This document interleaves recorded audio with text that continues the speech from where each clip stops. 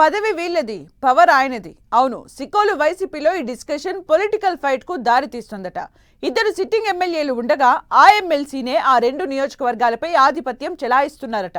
దీంతో ఆ ఇద్దరు శాసనసభ్యుల పరిస్థితి పేరుకే పదవి అన్నట్లుగా మారిపోయిందట.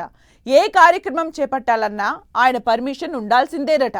ఇంతకు సీనియర్ లీడర్లను కూడా కంట్రోల్ చేస్తున్న ఆ నేత ఎవరు?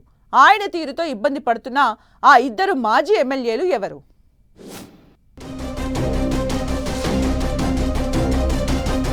సిక్కోలులో ఆ రెండు సెగ్మెంట్లలో ఆయనదే పెత్తనం. పాలకొండ, రాజాంలో వైసీపీ ఇన్ఛార్జీలుగా సీనియర్లు. ఆ రెండు నియోజకవర్గాల్లో పాలవలస విక్రాంత్ హవా. నియోజకవర్గ ఇన్ఛార్జీలకు ఫ్రీ హ్యాండ్ ఇవ్వాలంటున్న క్యాడర్. ఉమ్మడి శ్రీకాకుళం జిల్లాలో కీలకమైన రెండు రిజర్వ్డ్ అసెంబ్లీ స్థానాలు పాలకొండ, రాజాం నియోజకవర్గాలు.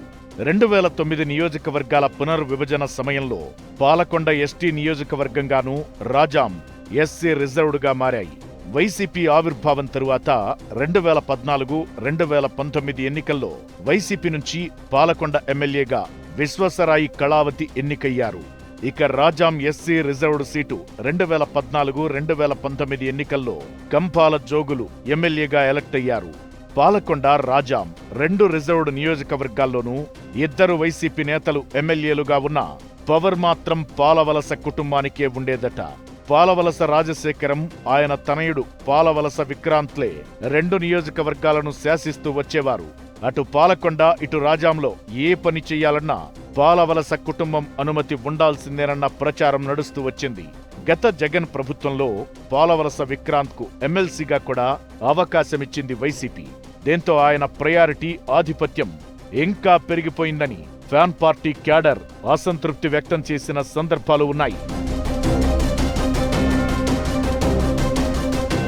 2024 ఎన్నికల్లో విక్రాంత్ వల్లే పాలకొండ, రాజాంలో ఘోర పరాజయం మూటగట్టుకోవాల్సి వచ్చిందనే ఆరోపణలు చేస్తున్నారు వైసీపీ నేతలు.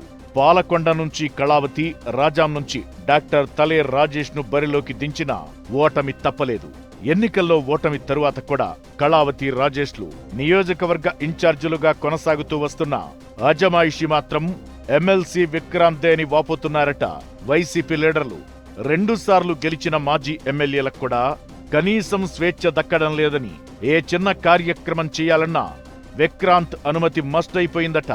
ఇలా అయితే పార్టీని నడిపేదలా అంటూ వాపోతున్నారట లీడర్లు. కొందరు నేతలైతే తమకెందుకీ తలనొప్పని పార్టీ కార్యక్రమాలకు అంటీ ముట్టనట్టుగా ఉంటున్నారట.